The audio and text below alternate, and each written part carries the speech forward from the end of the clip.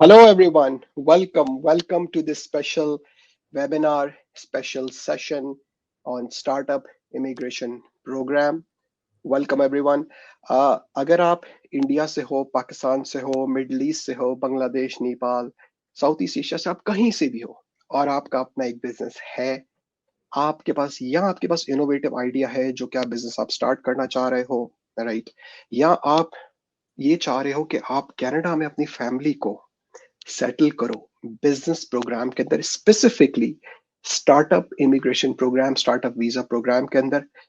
सो इस special session में आज हम ये सारी बातें डिस्कस करेंगे कि आप किस तरह कर सकते हो, किस तरह आप स्टार्टअप प्रोग्राम से परमानेंट रेसिडेंसी का पाथ बन सकता है। साथ में हम आपके साथ ये भी डिस्कस करेंगे कि जी आपसे पहले कुछ कुछ कंपनियां जो कि ये प्रोग्राम के थ्रू कनाडा में आ चुकी हैं, उनके आइडियाज क्या थे, वो सेटल किस तरह हुए, राइट? ये भी हम आपके साथ डिस्कस करेंगे। और ये सेशन हम चाह रहे हैं कि ज्यादा में ज्यादा इंटरैक्टिव हो, राइट? सो आपके जो भी क्वेश्चंस हैं हमारे साथ कमेंट्स में पूछिए और हम उन क्वेश्चंस का आंसर देते हुए जाएंगे। Welcome Afsheen. Definitely. Welcome. Hello, everyone. I think we'll wait for a few more people and then start. We'll kick off our, session. Absolutely Yeah. Absolutely. जब तक हमें और लोग ज्वाइन करते हैं, हम आपको हमारे बारे में थोड़ा सा बताते चले। मेरा नाम है सैम राहील और मैं सीनियर बिजनेस कंसल्टेंट हूँ लॉटीक में। कनाडा में मेरा एक्सपीरियंस बिजनेस का ऑलमोस्ट 20 साल का एक्सपीरियंस है। यहाँ पे मैं 3 स्टार्टअप्स को स्टार्ट करके और उन्हें एक्सेलरेटर्स और इंक्यूबेटर्स के थ्रू हम लेके जा चुके हैं। Hmm. हम एल्बर्टा के अंदर और थ्रू आउट कनाडा बहुत सारे इंक्यूबेटर्स के साथ डायरेक्ट हम काम करते हैं। हमारे मतलब कि रिलेशनशिप्स हैं, कंसल्टिंग हमने उनके लिए की हुई है और हम स्पेशलाइज करते हैं जी कि हमारे क्लाइंट्स को बिजनेस अपॉर्चुनिटीज एक्सप्लोर करवाई जाए और वो बिजनेस और इन्वेस्टमेंट अपॉर्चुनिटीज के थ्रू हम उन्हें यहाँ पे कनाडा में सेटल करें पीआर के राउट में। ठीक है ना Yes. जी? सो यहाँ पे हमारे पास बहुत सारे लोगों ने ज्वाइन किया हुआ है। First of all I would like to say excuse me, welcome everyone, अस्सलाम वालेकुम, नमस्ते, Namaste. सत श्री Sat Sri Akal. अकाल, याली मदद Namaste. To everyone from around the world. हमारी ऑडियंस में हर कंट्री के लोग हमें ज्वाइन करना है। लाइक अफशीन, हमें मोस्टली कहाँ कहाँ से लोग ज्वाइन आना करते हैं, किन किन कंट्री से ज्वाइन करते Of हैं? course, it's India, Pakistan, Middle East, Saudi, UAE, UAE में almost all country. I mean, जितने भी countries है, Dubai, Qatar, Oman, Saudi. So these are all countries. I think we have a really big community. Yeah. Yes. Yes. And we appreciate you all. We love you all for Yes. supporting us, for joining us, right? Yes. Mm. So, क्या आप हमें comments में बता सकते हो कि आप है ना कहाँ कहाँ से ज्वाइन कर रहे हो? Yeah, I think that will be great. Yeah. Yeah. Okay. सो ये वाले स्पेशल सेशन में लाइक इसकी इसकी लाइक स्टार्टअप वीजा की एक बहुत इंटरेस्टिंग बात है ना, ये है कि जी इसमें आपके अगर बिजनेस पार्टनर्स भी हैं तो आप Hmm. अपने बिजनेस पार्टनर्स के साथ भी एक बिजनेस के अंडर में आप मल्टीपल पार्टनर्स और उनकी फैमिलीज जो है वो स्टार्टअप वीजा के अंडर में अप्लाई कर सकती That's हैं, something. I think that right? is a really good, yeah, for like, if there, and there can be five founders all together in one startup. Yeah. Yeah. Hmm. Okay, यहाँ पे हम कुछ लोगों को welcome करते हुए चले। Devang from India, welcome. Sohail from India, welcome. Malik Waseem साहब, welcome. Omchi from Nepal, welcome sir. Syeda Sara Kashif, अस्सलाम वालेकुम from Pakistan and Qatar, welcome. Homeopathic M Imran, welcome sir ji. Dholan, welcome. Malik Waseem, welcome from Pakistan. Mudassar, welcome. देखिए, हमें इतने डिफरेंट जगहों से लोगों ने ज्वाइन किया हुआ है, कतर से, पाकिस्तान से, इंडिया से। We are so excited that आप लोग यहाँ पे हो, राइट? सो अफशीन, सेशन को स्टार्ट किया जाए फिर। Yeah, I think let's kick things off. Yeah. So Sam, for our audience जो कि startup visa के बारे में नहीं जानती है and they are first time hearing about this program. So जी could you give us like a brief overview, like what the Canadian Startup Immigration Program is all about? जी, Yeah. एब्सोल्युटली। देखिए जी, सो लाइक आपने तो देखा है कि जी ये हम अब लाइक इंफॉर्मेशन टेक्नोलॉजी की एज में है, राइट? हम इनोवेटिव आइडियाज की एज में है, नई कंपनीज, नए नए आइडियाज, नई एप्स, नई टेक्नोलॉजी, लाइक, और ये सिर्फ लाइक एप्स की फील्ड में नहीं, ये हर फील्ड में ऐसा है, राइट? Correct. हेल्थ केयर में भी नई Hmm. नई नई चीजें आ रही हैं, एग्रीकल्चर में नई नई चीजें आ Agriculture. रही हैं। तो दुनिया की हर कंट्री की तरह कनाडा भी चाहता है कि जी हमारे पास भी नए और इनोवेटिव बिजनेसेस आए, वो Hmm. कनाडा में आकर अपना बिजनेस सेटअप करें। इनोवेटिव एंटरप्रेन्योर्स है, फॉरवर्ड थिंकिंग एंटरप्रेन्योर्स है, राइट?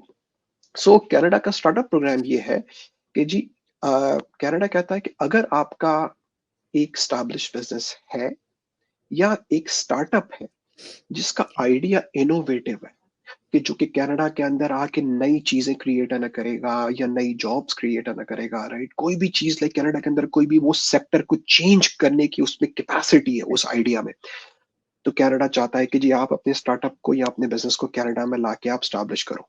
ओके, और वो स्टैब्लिश करने के बेस पे आपका और आपकी फैमिली को जो है ना वो है ना Yeah. परमानेंट रेसिडेंट तक का पाथ है ना देता But है कनाडा डायरेक्टली, राइट?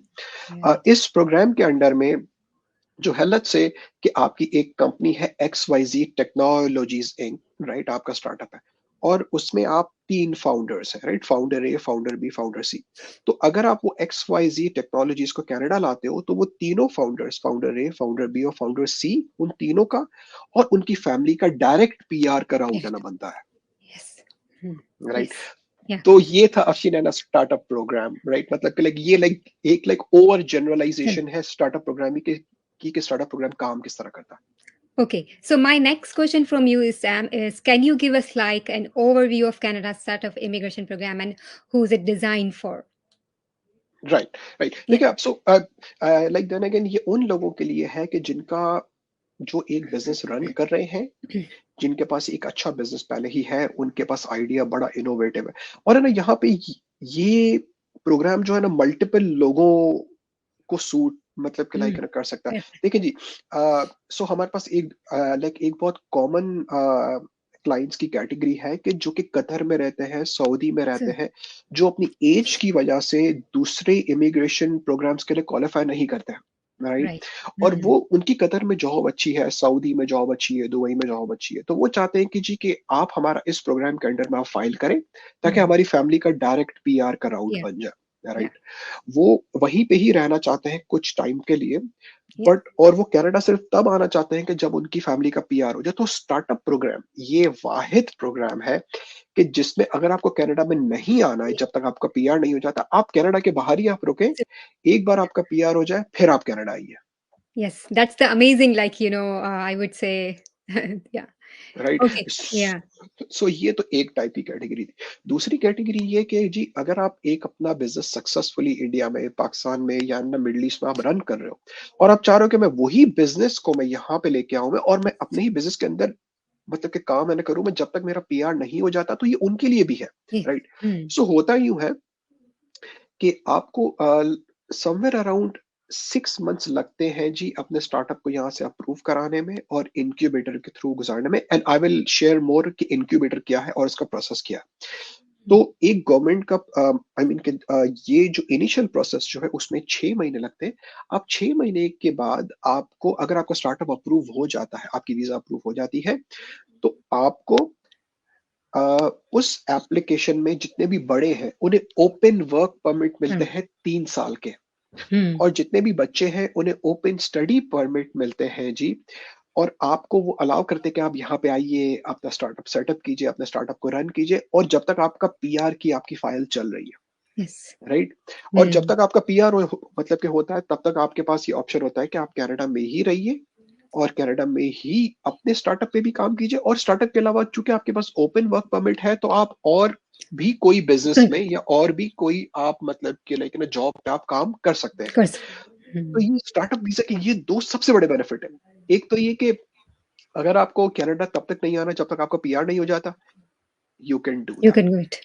बट अगर आपको ये भी करना है कि जी आप कनाडा आ जाओ और जब तक आपका पीआर नहीं हो जाता तब तक आप कनाडा में ही रहे, कनाडा में ही या तो अपने स्टार्टअप पे Mm. काम करें या कोई और बिजनेस पे भी काम करें, ये भी स्टार्टअप में आपके पास ऑप्शन अवेलेबल होता है।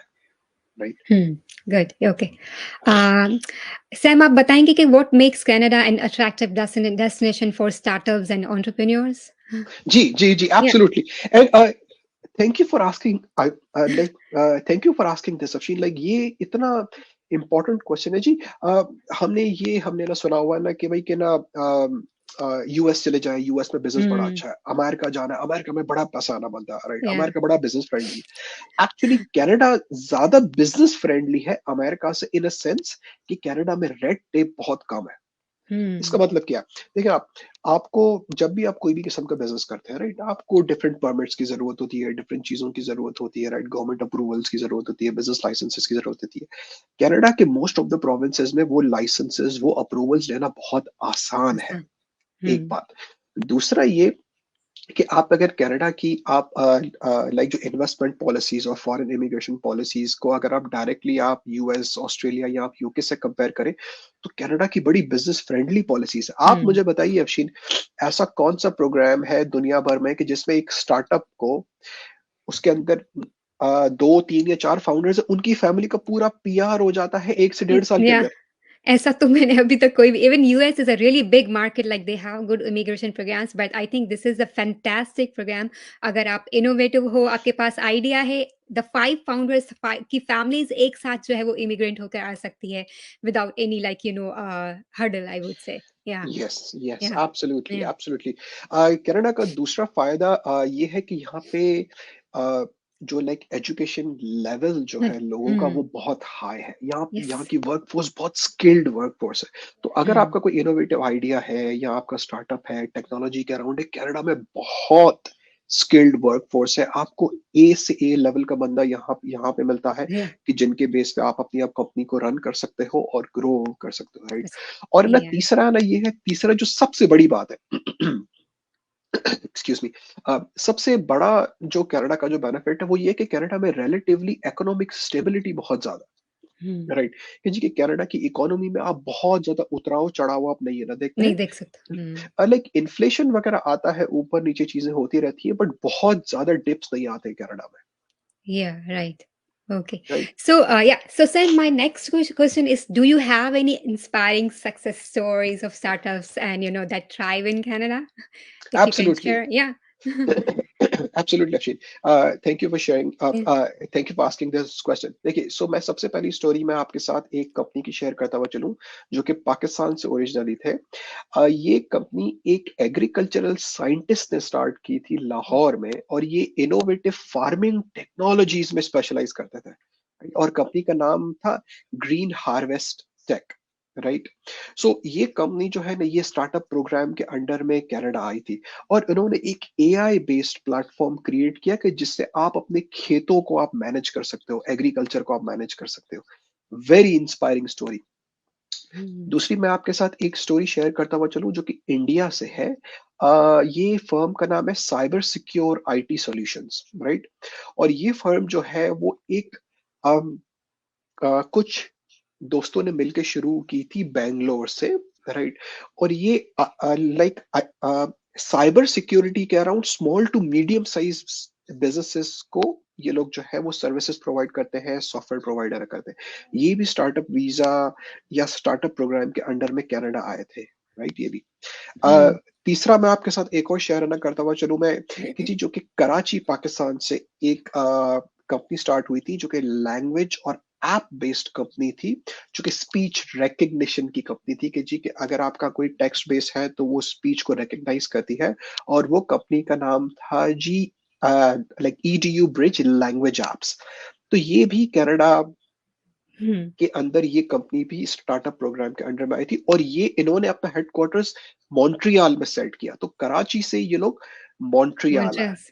राइट। Amazing. Yeah. ठीक है ना जी। और मैं आपके साथ एक और लाइक एग्जांपल शेयर ना करता हुआ चलूं, लाइक एक और कंपनी की, जो कि एक डॉक्टर ने स्टार्ट की थी मुंबई से, और उनके एक और पार्टनर थे न्यू दिल्ली से। उन्होंने एक कंपनी शुरू की थी मेडिएट टेक्नोलॉजीज, राइट। ये मेडिकल डिवाइसेस बनाते थे, और इन्होंने इंडिया से अपना स्टार्टअप जो है वो टोरंटो में शिफ्ट किया था, राइट। सो हमें बहुत सारी ऐसी अच्छी अच्छी एग्जांपल्स मिलती हैं। अब ये इंडिया पाकिस्तान के अलावा भी हम और भी स्टोरीज हम आपके साथ शेयर ना कर सकते हैं, राइट। Hmm. जी की एक स्टोरी जैसे देखिए कि लाइक एक और ना कंपनी है जो कि जर्मनी से आई थी, जिसका नाम है एको इनोवेट, राइट। अब ये कंपनी जो है ये ग्रीन टेक्नोलॉजीज, जो इको फ्रेंडली प्रोडक्ट्स जो होती है उन पे काम नहीं करती है, तो इन्होंने जर्मनी से यहाँ पे अपना स्टार्टअप को शिफ्ट न किया, राइट।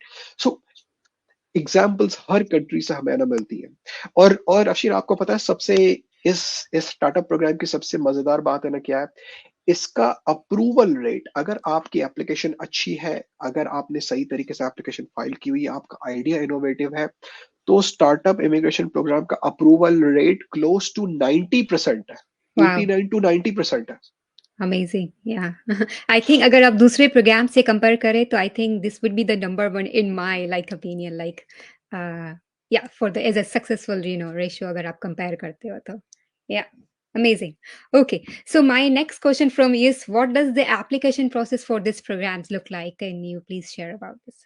ओह एब्सोल्युटली, Yeah. लाइक देखें, सो इसका इसका एप्लीकेशन का प्रोसेस ये है कि गवर्नमेंट ऑफ कनाडा इस बात को असेस किस तरह करती है कि आपका आइडिया अच्छा है और वो कनाडा में सक्सेसफुल मतलब कि हो सकता है कि नहीं। तो वो तो कनाडा का इमिग्रेशन डिपार्टमेंट ये खुद असेस नहीं ना करता। Hmm. एक टाइप की ऑर्गेनाइजेशन होती है जिसे कहा जाता है इंक्यूबेटर्स। ओके, इसके लिए एक Right. और भी कभी कभार नाम यूज होता है जिसका नाम है एक्सिलरेटर्स। ओके, सो इंक्यूबेटर्स या एक्सिलरेटर्स वो ऑर्गेनाइजेशंस होती है जो कि स्टार्टअप्स को हेल्प करती है या बिजनेसेस को हेल्प करती है बहुत तेजी से ग्रो करने में, right. So government of Canada ने कनाडा के अंदर कुछ 25 से 30 ऐसी कंपनीज को अप्रूव किया हुआ है कि जो कि स्टार्टअप्स के साथ काम न करें और उन्हें ग्रो करने में हेल्प करें, और वो अगर कहती है कि भाई ठीक है आपका स्टार्टअप अच्छा है, हम आपको हमारे प्रोग्राम में अप्रूव करते हैं, तो वो इनक्यूबेटर से अप्रूवल के बेस पे आपको कैनेडियन गवर्नमेंट जो है वो एक्सेप्ट करती है स्टार्टअप वीजा के अंडर में, Hmm. राइट।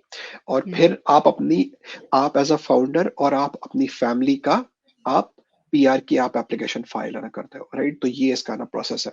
तो step Hmm. By step process ये होता है जी कि लाइक अगर आप हमारे साथ आप काम नहीं करते हो, तो पहले तो हम आपके साथ आपके बिजनेस आइडिया पे काम करते हैं, उसका पूरा बिजनेस प्लान बनता है, वो आइडिया फाइनलाइज होता है, उसकी पूरी डॉक्यूमेंटेशन होती है। फिर हम आपको एक इंक्यूबेटर के अंदर अप्रूव करवाते हैं, आप उस इंक्यूबेटर के प्रोग्राम से आप गुजरते हैं। एक बार आपको इंक्यूबेटर लेटर ऑफ एक्सेप्टेंस और सपोर्ट दे देता है, Hmm. तो ये दो डॉक्यूमेंट्स के साथ आपकी और आपकी फैमिली की वीजा या पीआर की एप्लीकेशन फाइल होती है। ये पूरे प्रोसेस में Afsheen, from start to Canada आने तक में अप्रोक्सीमेटली 6 महीने का प्रोसेस होता है।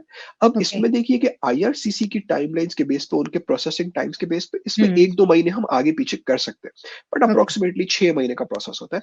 6 महीने के अंदर आप स्टार्टअप वीजा के अंडर में आप कनाडा आ सकते हैं, राइट। उसके बाद आपका पीआर का प्रोसेस तो साथ में चल ही रहा है, राइट। सो Hmm. पीआर में आजकल कैनेडियन गवर्नमेंट का जो प्रोसेसिंग टाइम है वो आप समझे कि 1 साल से 1.5 साल के बीच में है with in Canada, Right. Right.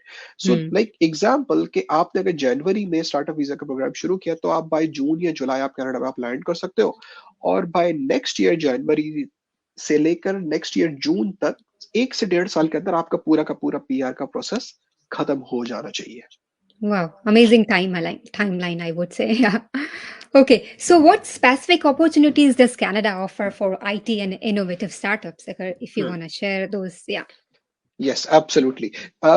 देखिए, तो ये हमने ये जो कुछ यहाँ पे एग्जांपल्स देखी, राइट, ये Mm. 5 से Yeah. 6 examples, right. Mm-hmm. तो ये Yeah. आपको हर फील्ड से एग्जांपल्स मिलती है। बहुत सारे लोग ये समझते हैं कि जी कि स्टार्टअप वीजा के अंडर में आने में हमारी कोई बहुत इनोवेटिव कोई टेक की ऐप ही होनी Mm. चाहिए, कि जिस तरह उबर Right. की ऐप हो गई या ना फेसबुक हो गया, राइट। ऐसा ऐसा जरूरी नहीं है। Right. आपकी ऐप या आपका इनोवेटिव आइडिया या आपका बिजनेस कोई भी इंडस्ट्री में हो सकता है।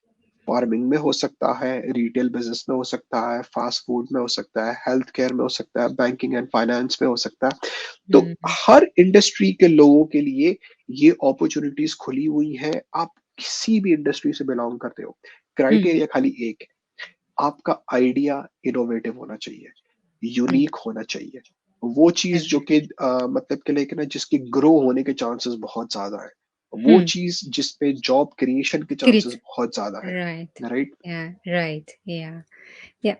So, how does establishing a business in Canada lead to a permanent residency? Like, if you're gonna share thoughts about this. Yes, Yeah. Yes. देखिए, सो जैसे ही आपको एक इंक्यूबेटर ने अप्रूव कर दिया, राइट, Hmm. आप इंक्यूबेटर के प्रोग्राम के थ्रू आपका स्टार्टअप, आपका बिजनेस गुजरा, ठीक है ना, Hmm. आप फिर Hmm. कनाडा आते हो, आप कनाडा में आके ओपन वर्क परमिट आपको मिल गया, राइट? Right. तो आपको कोई भी काम करना हो वो आप है ना कर सकते हो, कोई भी बिजनेस करना हो आप कर सकते हो, आपकी स्पाउस Hmm. को भी ओपन वर्क परमिट मिलता है, बच्चों को स्टडी परमिट मिलता है, राइट? बट आपको कनाडा में आके वो स्टार्टअप को मेंटेन करना पड़ता है, वो स्टार्टअप को मैनेज For करना permanent. पड़ता है, Okay. राइट? Yeah. और आप वो स्टार्टअप को लाइक ना मैनेज और मेंटेन कर रहे हो, राइट? तो वो स्टार्टअप को मैनेज और मेंटेन करने के साथ साथ आप है ना गवर्नमेंट को रिपोर्ट फाइल करते हैं, देखिए जी कि ये मेरा स्टार्टअप है, मैंने चला रहा है, और वो Right. सारी चीजों के बेस पे आपका जो है वो परमानेंट रेसिडेंट हो जाता है। Okay. Sounds good. Yeah. So, what are the advantages like for bringing business partners to Canada? Like, yeah. जी, देखिए, सो इसमें इसमें ऐसा है कि आप अगर देखिए, आप बहुत सारे दूसरे प्रोग्राम्स में, राइट, आप सिर्फ अकेले ही अप्लाई कर सकते हैं। एक ही यूनिट है फैमिली का।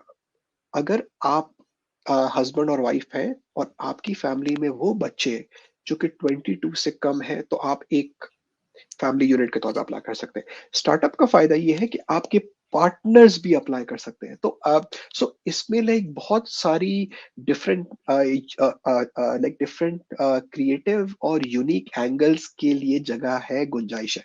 फॉर एग्जाम्पल, लेट्स से कि आपके पास एक यूनिक आइडिया है और आपके भाई Mm. को या आपकी बहन को और उनकी फैमिलीज को भी अप्लाई करना है, तो वो भी एज अ पार्टनर जो है, अगर वो आपके बिजनेस में इन्वॉल्व है, तो वो भी एज अ पार्टनर्स आपके बिजनेस में अप्लाई कर सकते हैं, राइट? हमारे एक क्लाइंट है जो कि चार भाई है, राइट? Mm. वो चार भाइयों ने मिल के एक बिजनेस के अंडर में, एक स्टार्टअप के अंडर में अपनी अपनी सारी फैमिलीज का अप्लाई किया, राइट? सो ये कॉमन एग्जांपल है। दूसरा Mm. ये भी एग्जांपल होता है जी कि लाइक लेट्स से कि अगर एक पार्टनर जो है वो ना इंडिया में है, दूसरा पार्टनर दुबई में है, तो वो दो पार्टनर भी मिलके एक स्टार्टअप के अंडर में अप्लाई कर सकते हैं। That's तो स्टार्टअप वीजा वो वाहिद चीज है जिसमें ये फ्लेक्सिबिलिटी है कि मल्टीपल पार्टनर्स और उनकी फैमिलीज जो है एक ही बिजनेस के अंडर में अप्लाई कर सकते apply हैं। person. Okay. Okay. Okay.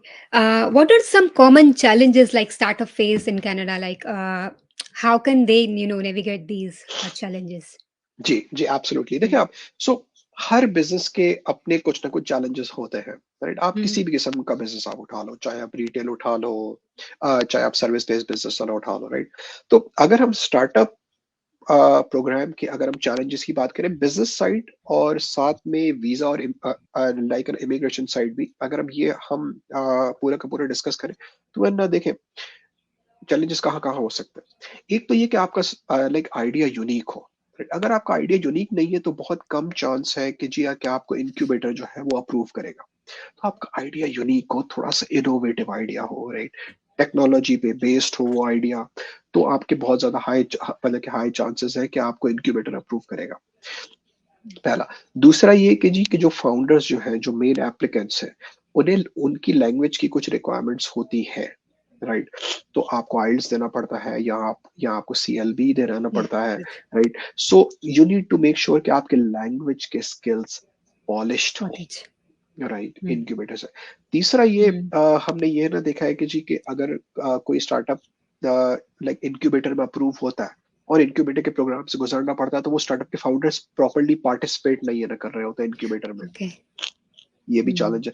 देखिए, जब आप एक इनक्यूबेटर से गुजरते हैं तो आपको उस इनक्यूबेटर में प्रॉपर्ली पार्टिसिपेट करना है, इसलिए कि वो इनक्यूबेटर जब आपको लेटर ऑफ सपोर्ट देगा, उसके Mm. बाद आपका जो है वो वीजा का प्रोसेस होगा, उसके बाद आपका इमिग्रेशन का प्रोसेस होगा। तो ये चीज बड़ी इंपॉर्टेंट है, राइट? Okay. इसके अलावा दूसरा ये है कि जी कि जब इनक्यूबेटर से लेटर ऑफ सपोर्ट मिल गया और वो जब कनाडा आ रहे हैं, तो वो अपने स्टार्टअप को छोड़ के दूसरे कामों में लग जाते हैं। देखिए, आपके पास ओपन वर्क परमिट है, ठीक है ना? आप अपने स्टार्टअप के अलावा और भी आप चीज़ों पे आप काम कर सकते हैं।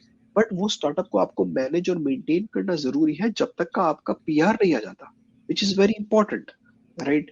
इसलिए कि Mm. आपने कैनेडियन गवर्नमेंट को क्या कहा है, देखिए, हम कनाडा में ये इनोवेटिव आइडिया ला रहे हैं, हम जॉब्स क्रिएट कर रहे हैं, तो आप अगर वो आप काम नहीं कर रहे हो तो Right. आपके पीआर की एप्लीकेशन में प्रॉब्लम हो सकता है। तो तो अगर आप स्टार्टअप प्रोग्राम के अंडर में आ रहे हो तो you need to make sure कि आप अपने बिजनेस के अंदर भी स्टार्टअप पे काम कर रहे हो कनाडा आने के बाद भी। Okay. What should entrepreneurs like know about the financial aspects for starting a right, business in Canada? Right. देखिए, सो यहाँ पे अगर आपका बिजनेस पहले ही स्टैब्लिश्ड है, राइट, और मतलब कि कनाडा के बाहर है, फिर आप अपने बिजनेस को या स्टार्टअप को कनाडा में ला रहे हो, तो कुछ डिफरेंट फीस और डिफरेंट चीज़ों का आपको इस प्रोग्राम के अंडर में ध्यान रखना है, राइट। सबसे पहला तो ये कि जी कि आप जिस भी कंसल्टेंट या कंपनी के साथ काम करें, आप है ना हमारे साथ काम अगर ना कर रहे हैं, तो वो कंसल्टेंट की एक फीस, आप जो इनक्यूबेटर के थ्रू है ना गुजर रहे हो उसकी अपनी फीस, और गवर्नमेंट की लोकल लाइसेंसिंग वगैरह की फीस। तो कुछ चीजें हैं कि जो कि फाइनेंशियल एस्पेक्ट में हमें ध्यान में रखनी है। अब ये चीज या ये फीस जो है ये स्टार्टअप टू स्टार्टअप वेरी करती है कि जी कि उसके अंदर फाउंडर्स कितने हैं, वो आइडिया कैसा है, राइट, वो किस सिटी में स्टैब्लिश हो रहा है, हर सिटी की अपनी लाइसेंसिंग की रिक्वायरमेंट है। तो जी यहाँ पे मैं आपको ये बोलता हुआ चलूँ मैं कि अगर आपका पहले से ही कोई स्टैब्लिश बिजनेस है या आपका स्टार्टअप है या आपने अभी भी अपना स्टार्टअप स्टार्ट किया है या आप करने वाले हो, और आपको उस स्टार्टअप के अंडर में या उस बिजनेस के अंडर में यहाँ पे आना है और आपको ये पूरी फाइनेंशियल चीजें आपको डिस्कस करनी है, तो आप lawteak.com पे जाइए, मेरे साथ एक अपॉइंटमेंट बुक कीजिए। We will sit down, we will assess your individual specific situation, और हम आपको पूरा एक फाइनेंशियल फीजिबिलिटी भी उसके साथ बना के देंगे कि जी कि आप लाइक आपके स्पेसिफिक केस पे कितने फाउंडर्स हैं, क्या आइडिया है, और उस बेस पे कॉस्ट कितनी होगी आपकी कनाडा में सेटल होने की पीआर तक के लिए। Okay. Hmm. Uh, so I think let's take some questions from the audience right here. Ji, so Mavi का question, I am a nurse by profession but I have long work gap, how can I get work permit and in which city in Canada. Mavi, so यहाँ पे हम specifically startup की बात कर रहे हैं, but मैं आपके क्वेश्चन में थोड़ा बहुत टच करता हुआ चलूँ मैं। देखिए, वर्क परमिट के लिए आपको ऑनलाइन जॉब्स ढूंढ के आपको किसी एम्प्लॉयर के पास अप्लाई करना पड़ेगा जो कि आपको वर्क परमिट दे रहा है, और ये मैटर नहीं करता है कि आप किस सिटी में हो, आप कोई भी सिटी में आप अप्लाई कर सकते हो, राइट। अच्छा जी, यहाँ पे काम राठौड़ का question, I am British, I have a job contract in Alberta, my brother lives in Alberta, I also have 50% share in new IT company, what options do I have. काम Rathore, sir आप जो हो वो स्टार्टअप वीजा के under में भी आप आ सकते हो। आप चूंकि आप ब्रिटिश सिटीजन हैं तो आपके लिए बहुत सारी चीजें आसान हैं, आपका प्रोसेस बहुत आसान है। अगर आप कोई भी इमिग्रेशन या इन्वेस्ट आई मीन कि आप कोई भी इमिग्रेशन का वो प्रोग्राम जो कि इन्वेस्टमेंट बेस्ड प्रोग्राम है, जिस तरह C11 हो गया या स्टार्टअप वीजा हो गया, उसमें आप आना चाह रहे हो, प्लीज मेक श्योर कीजिए कि आपका 50% या 50% से ऊपर का शेयर हो, राइट। आपका आइडिया लाइक इनोवेटिव हो, यूनिक हो, तो आप यहाँ पे डेफिनेटली आप आ Definitely. सकते हो, Hmm. राइट। Yeah. अच्छा, यहाँ पे स्वीट मेमन्स ने क्वेश्चन किया कि इंटरनेशनल मोबिलिटी प्रोग्राम में आइल्स की नीड है और क्या हम उसमें हेल्प करते हैं। एब्सोल्युटली आपको आइल्स की जरूरत होती है Yes. उसमें, जी। और इंटरनेशनल मोबिलिटी प्रोग्राम का जी ऐसा है कि उसमें हम डील है करते हैं, और वो C11 की कैटेगरी है, उसमें दो तीन डिफरेंट मतलब के ऑप्शन ना होते हैं, राइट। तो हम बिल्कुल इसमें डील करते हैं, इसे C11 भी कहा जाता है, राइट। तो आप सो आप जो हो स्वीट मेमन साहब, प्लीज हमारे साथ अपॉइंटमेंट बुक कीजिए, और हम आपको एग्जैक्ट प्लान बना के देंगे कि जी कि आप इंटरनेशनल मोबिलिटी प्रोग्राम के अंडर में आप किस तरह आप Yes, sir. कनाडा अपनी Hmm. फैमिली को सेटल Hmm. कर सकते हो, राइट। Hmm. यहाँ पे काम राठौर साहब का क्वेश्चन है कि जी मेरे पास $1 लाख है कनाडा में टीडी में, क्या ये मुझे स्टार्टअप वीजा में हेल्प कर सकता है। देखिए जी, स्टार्टअप वीजा में आपके पास कितने फंड्स हैं वो डायरेक्टली मैटर नहीं करता है।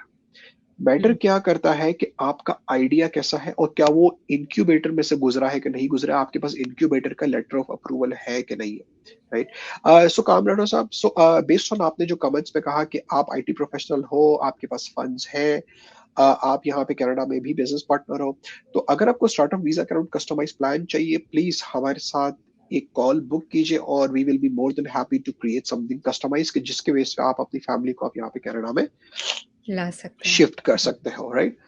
अच्छा जी, आ, आ, हेलो एहसान, वेलकम एहसान।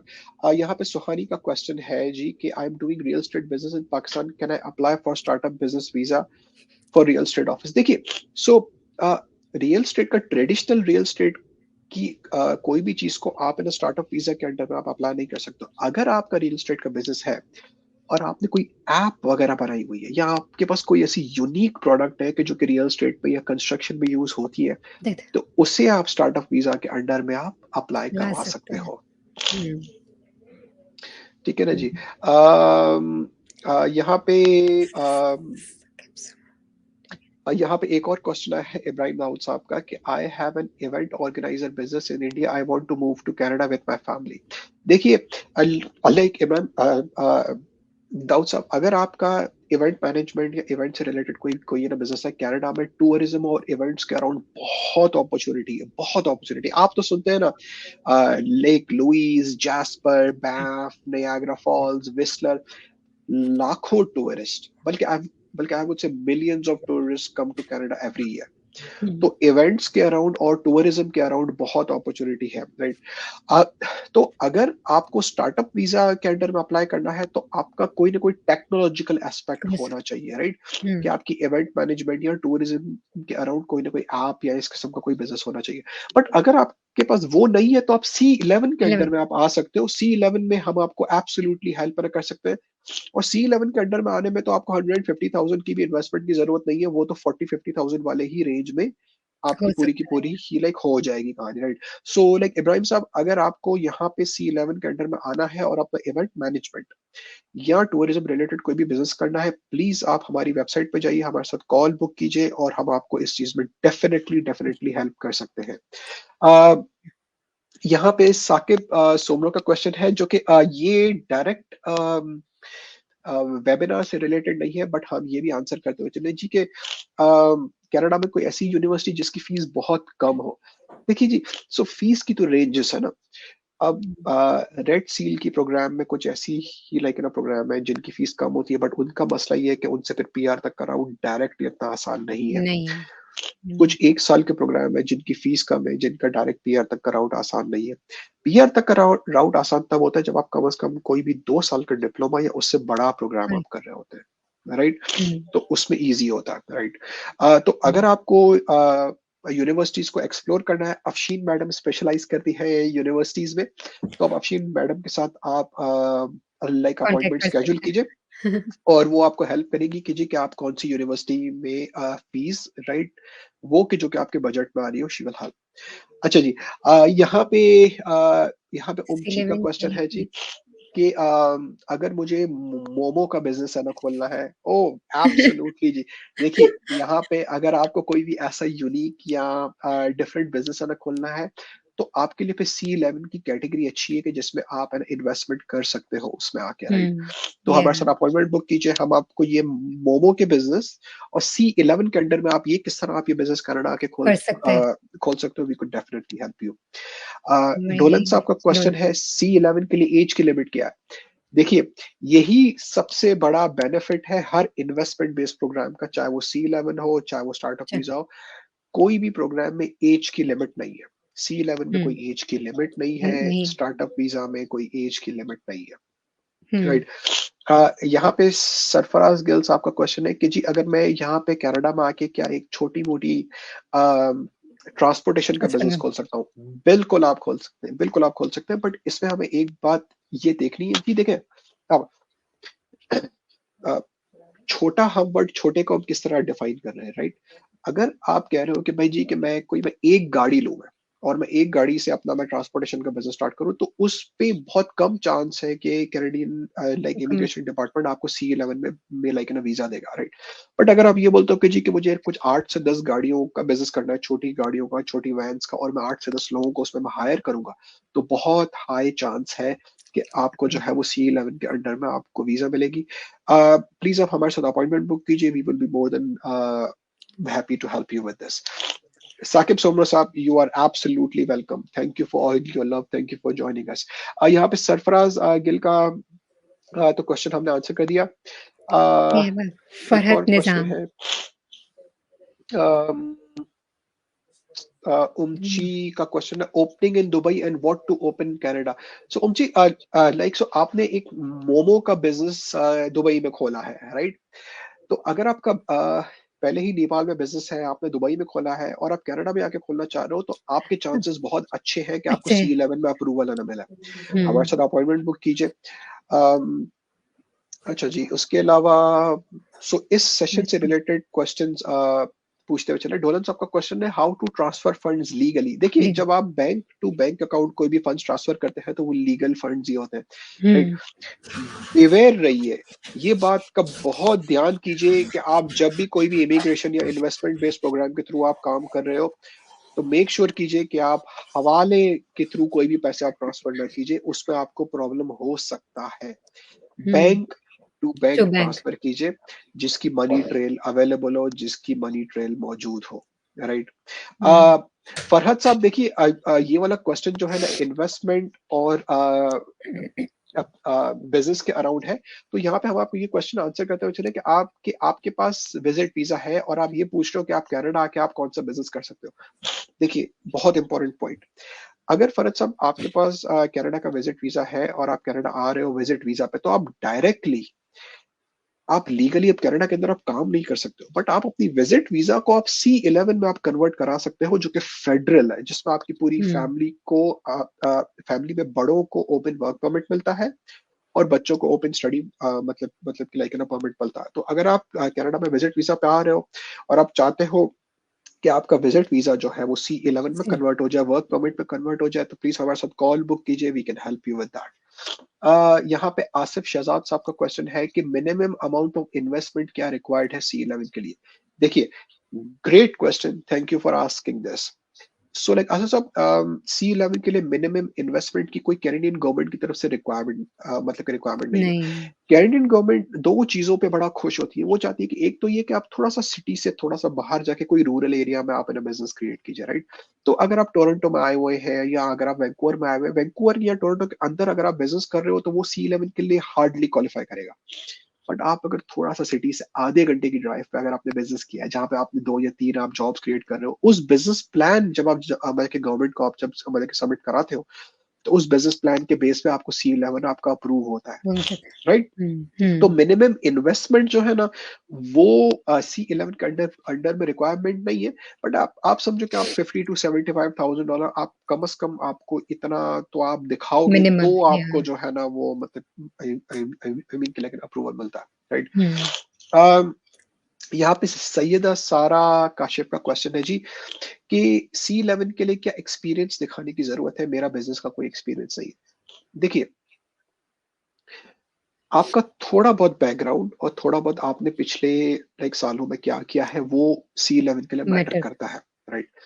तो लाइक लेट्स से कि अगर आपका लास्ट 20 साल का एक्सपीरियंस ये है कि आपने बैंकिंग में काम किया, बट आप यहाँ पे अगर आप आके ना बोलते हो जी कि मुझे C11 में मुझे जो है वो डॉलर स्टोर खोलना है, राइट, या मुझे कन्वीनियंस स्टोर खोलना, तो उसपे थोड़ा सा वीजा ऑफिसर बोलेगा यार ये क्यों यहाँ से एक एक्सपीरियंस से दूसरे एक्सपीरियंस एक्सपीरियंस पे आना जा रही है।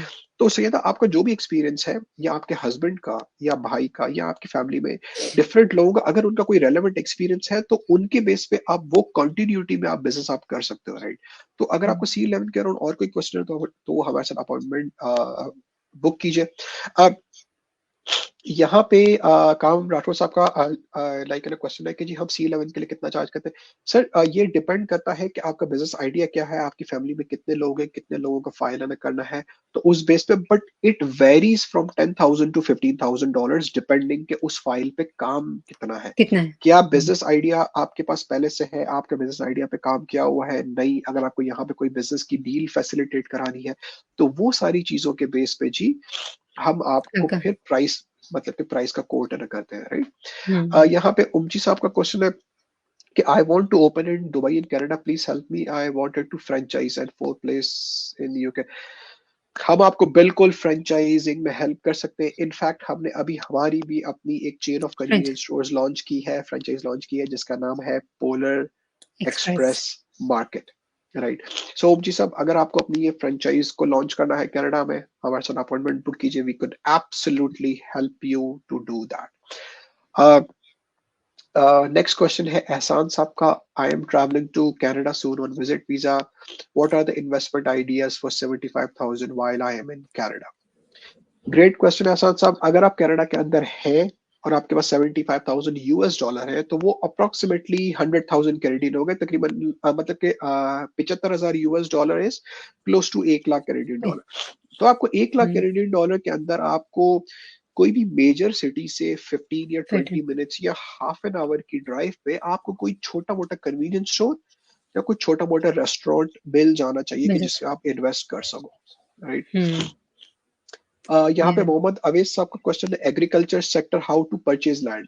आप कनाडा में देखिए, अगर आप कनाडा में एज ए इन्वेस्टमेंट के तौर पे लैंड परचेज करना चाह रहे हो तो उसके अराउंड कुछ रिस्ट्रिक्शंस हैं। आप बाहर से बैठ के कनाडा के अंदर लाइक लाइक आप डायरेक्टली अब लैंड परचेज करना मुश्किल है। बट आप Hmm. कनाडा में आप विजिट कर रहे हो या अगर आपके पास वर्क परमिट है तो आप कनाडा आके आप लैंड परचेज बिल्कुल कर सकते हो। Hmm. अह, हम्म, ओम जी साहब, बिल्कुल प्लीज आप logik.com पे जाइए, हमारे साथ अपॉइंटमेंट बुक कीजिए, we will be more than happy to help you. Hmm. यहाँ पे दूसरी चीजों का करते हुए चले, डोलन साहब का क्वेश्चन है, विजिट वीजा के लिए कितनी बैंक स्टेटमेंट की जरूरत होती है पाकिस्तान से? सो इसके लिए सर जी ये डिपेंड करता है कि आप कितने टाइम के लिए आना चाह रहे हो, आप मतलब कि और आपकी यहाँ पे फैमिली वगैरह है नहीं है, किसके पास हम रुकना चाह रहे हो, आपकी फैमिली में कितने मेंबर है विजिट करना चाह रहे हैं, राइट? तो Hmm. अगर आप लेट्स से फॉर एग्जांपल आपकी फैमिली में 4 लोग हैं, राइट, और आप बोलते हो जी कि मुझे 2 हफ्ते के लिए कनाडा आना है जिसमें मैं नियाग्रा फॉल्स विजिट करूंगा या मैं मतलब कि कैलगरी विजिट करूंगा मैं, तो आपका स्टेटमेंट कम से कम 30 to 40,000 डॉलर का तो होना चाहिए, इसलिए कि ये आपकी ट्रिप की कॉस्ट करेगी 10 to 15,000 डॉलर। तो Hmm. वीजा ऑफिसर देखिए, सबसे बड़ी गलती लोग वीजा की फाइल में ये करते हैं कि अगर 4 लोग कनाडा आना चाह रहे हैं विजिट वीजा पे, ठीक है ना, राइट, और आपकी पूरी ट्रिप की कॉस्ट है 10,000 और आपने स्टेटमेंट दिखाया है 15,000 कैनेडियन डॉलर का या 29 लाख पाकिस्तानी रुपए का, तो वीजा ऑफिसर बोलता है भाई तो ये अपनी पूरी क्या पूरी की पूरी जमा पूंजी सिर्फ विजिट वीजा पे ही खत्म न कर देंगे? Can again. तो उसमें Hmm. फिर रिफ्यूज मतलब कि रिफ्यूजल के चांसेस ज्यादा होते हैं, Hmm. राइट? फरहद साहब का क्वेश्चन है, what is the procedure for booking a call? Farhad साहब logik.com पे जाइए, वहां पे हमारी डिफरेंट कैटेगरीज बनी हुई है, आप कोई भी कैटेगरी में कॉल बुक कीजिए अफशीन के साथ, मेरे साथ, we would be more than happy to Help you. Help you with that. यहाँ पे इब्राहिम दावत साहब का क्वेश्चन है जी कि I have an event decoration company, we do corporate and social events like wedding, conference, corporate events, is it possible to set up a same business as Canada? Ibrahim साहब, absolutely absolutely, यही मैंने थोड़ी देर पहले mention किया। यहाँ पे tourism, events, event management, destination weddings, destination Hmm. Corporate events, इसकी बड़ी डिमांड है, Yeah. बहुत बहुत अच्छा बिजनेस है। अगर इब्राहिम साहब आप बैफ और जैस्पर और कैनमोर, इन एरिया को आप नोट डाउन कर लीजिए, इनको आप एक्सप्लोर कीजिए। बहुत सारे लोग इन एरिया में डेस्टिनेशन कंपनी रिट्रीट्स के लिए, डेस्टिनेशन वेडिंग्स के लिए Yeah. आना चाहते हैं। टूरिज्म रिलेटेड बिजनेस बहुत अच्छे, इवेंट्स रिलेटेड बिजनेस बहुत अच्छे हैं इन एरियाज में। तो अगर आप Hmm. चाह रहे हो कि आप अपना ये बिजनेस वहां से कनाडा में आके स्टैब्लिश कर सको, we could definitely help you with that. न सिर्फ आपको बिजनेस स्टैब्लिश करने में बल्कि आपकी पूरी की पूरी जो वीजा साइड भी है, we can also take care of that. Yeah. Please schedule a call with us। अच्छा जी, देवांग पटेल का क्वेश्चन है, सर क्या आप like Alberta rural renewal stream में डील करते हैं? जी बिल्कुल करते हैं, एब्सोल्युटली। ये थोड़ा सा कॉम्प्लिकेटेड प्रोग्राम है बट हम इस पे भी काम करते हैं। आप हमारे साथ अपॉइंटमेंट बुक कीजिए, we will be more than happy to help you. यहाँ पे सरदार अंजुम का क्वेश्चन है, आप दुबई में कंस्ट्रक्शन सुपरवाइजर हो और आपने कनाडा का विजिट वीजा के लिए अप्लाई किया, क्या आपका हो जाएगा? देखिए अंजुम भाई, आपको अगर कोई भी कंसल्टेंट बोलता है सर आप मुझे पैसे दे दो मैं आपको 100% करा दूंगा, प्लीज किसी की भी बात पे ट्रस्ट न कीजिए। गॉड और वीजा ऑफिसर के अलावा, ये 2 लोगों के अलावा कोई आपको गारंटी तो दे नहीं, Correct. लाइक ना दे नहीं सकता कि आपका ना हो जाएगा, राइट? Hmm. सॉरी टू से your nose problem very. Farad साहब, यहाँ पे फ्लू का सीजन चला हुआ है, हर कोई बीमार है, like I am so sorry as well, but है ना, बट ये फ्लू भी हमें रोक नहीं रहा है कि हम आपको अच्छी इंफॉर्मेशन प्रोवाइड कर सकें, आपको ये सारी बातें आप तक है ना पहुंचा सके, राइट? अच्छा जी, सर पूरी फैमिली का विजिट वीजा लगने में ज्यादा चांस होते हैं? ओके, देखिए, सो अगर आप विजिट वीजा के लिए अप्लाई कर रहे हो, आपकी फैमिली की सिचुएशन क्या है, आपके पास फंड्स क्या है, हर फाइल डिफरेंट होती है, राइट? अच्छा जी, यहाँ पे दूसरे क्वेश्चन लेते हुए चले कि Many जी, people. हम्म, देखिए, लाइक अगर आपको इन्वेस्टमेंट या इन्वेस्टमेंट रिलेटेड वीजा से कोई भी क्वेश्चन है तो वो आप हमसे, मतलब कि हमसे ना पूछते रहना चाहिए, इसलिए कि ये सेशन हम स्पेसिफिकली कर रहे हैं इन्वेस्टमेंट बेस्ड प्रोग्राम्स के लिए, स्टार्टअप वीजा के लिए, C11 रिलेटेड चीजों के लिए। मगर आपके बाकी की क्वेश्चन और विजिट वीजास के अराउंड भी हम नेक्स्ट वीक एक और सेशन करेंगे जिसमें हम स्पेसिफिकली विजिट वीजास की बात करेंगे, राइट? सो अगर आपको विजिट वीजा से रिलेटेड कोई भी क्वेश्चन हो तो अफशीन Question. को फॉलो कीजिए, मुझे मतलब कि फॉलो कीजिए फेसबुक पे, और हम नेक्स्ट वीक आपके साथ वो इवेंट करेंगे जिसमें हम सिर्फ और सिर्फ विजिट वीजा की Is it बात with? करेंगे। ठीक है जी। So like Afsheen, I think कि आज का सेशन यहाँ I पे think खत्म होना yes. चाहिए। Yeah. Thank you everyone for joining us, thank you.